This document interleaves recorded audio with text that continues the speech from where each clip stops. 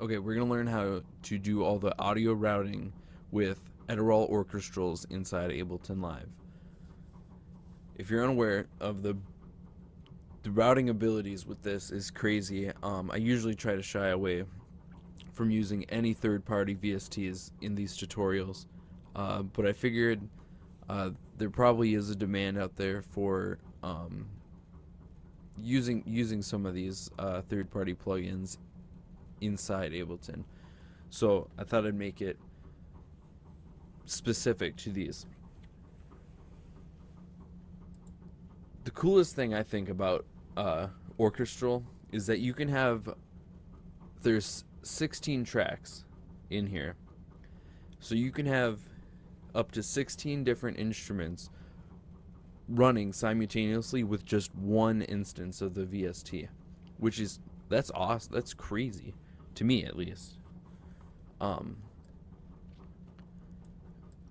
the cool part about this is that you can set up MIDI tracks for every single one of these, so each one can have its own MIDI track, and then you can bus them. You have 4 buses to route them to for outputs, and then you can put those on separate tracks as well. So you have you have 16 MIDI tracks that can get mixed down into 4 audio tracks. So let's check this out. First thing we're going to do, I'm only going to do 4 tracks. We're going to create 2 new MIDI tracks. I'm going to put these above just to makes more sense to me. I don't know.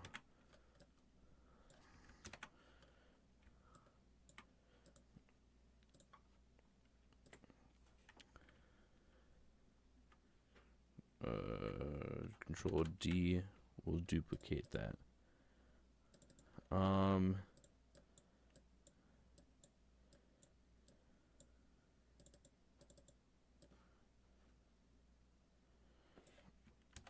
gonna be pretty basic.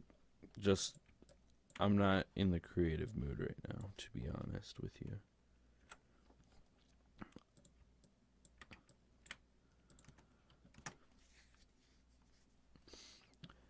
Just for tutorial sake.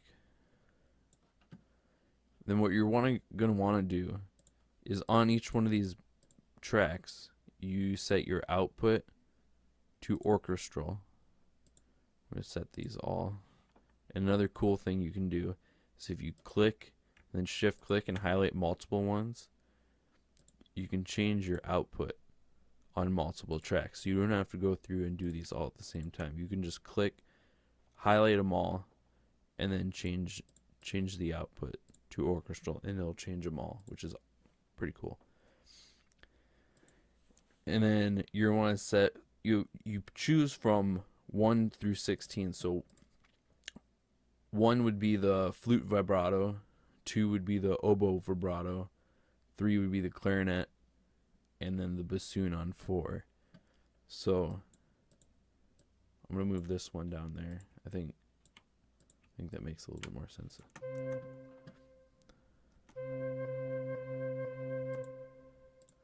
Let's move this to a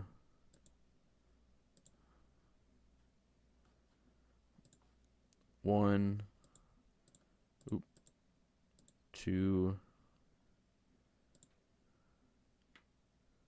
3, and then 4.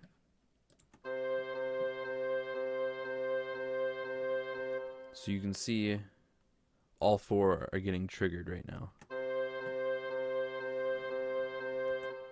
And then what we can do after this is add 3 more audio tracks, and these are going to be our outputs. If you go to Edirol and then you go to the output menu, you have to make sure this is clicked on first. You have 4 outputs to select. For each track, you can tell it which output to go to. And the way Ableton sees this is they're in stereo pairs. So this is 1, 2, channels 1 and 2, 3 and 4, 4, 5 and 6, and then 7 and 8.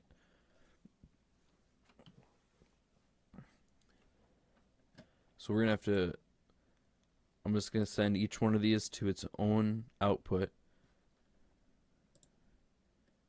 and then this track, output 1 outputs to this track right here. So you don't have to create another. You don't have to create another track for that.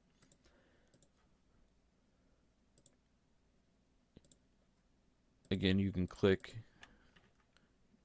shift click and select them all. Select your inputs as orchestral, and then in this you just want to select each one to be a different one. Oop. I don't know why that didn't work. Alright, there you go. And now, sorry, you have to make sure you click so it's monitoring the inputs.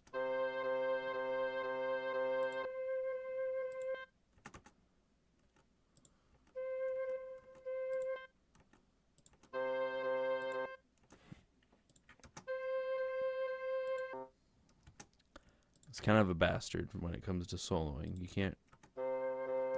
But each one is coming out of a separate track. This way you can kind of process them separately.